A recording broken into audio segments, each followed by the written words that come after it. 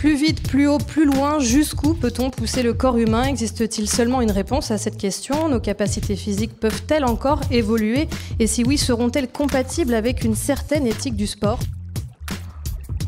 Comment évolue le record du 100 mètres depuis 50 ans ou 100 ans ? Et puis on a une courbe donc, et puis on essaye de prolonger la courbe pour voir vers où on va, et de fait on voit que la courbe elle a tendance à s'aplanir, et que donc on a l'impression que depuis un certain nombre d'années, ces records-là évoluent moins qu'avant. On explique beaucoup le retard des performances des femmes par des déficits corporels ou une biologie moins adaptée à ce qu'impose le sport de haut niveau, et on oublie toujours de rappeler l'histoire et les conditions structurelles dans lesquelles les femmes produisent leurs performances. Il faut tout simplement rappeler que l'histoire du sport féminin est très en retard par rapport à l'histoire du sport masculin. Le sport est un bastion de la masculinité, il a été inventé par les hommes, pour les hommes.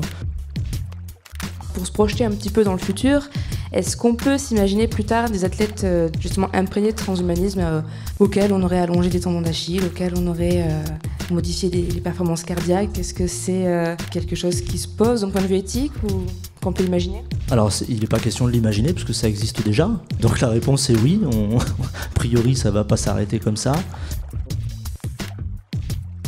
Par rapport au suivi psychologique des sportifs, personnellement, en tant que médecin psychiatre, je n'accompagne pas des personnes du coup, censées être saines pour augmenter leur performance. Par contre, on voit de notre côté peut-être les excès de la performance.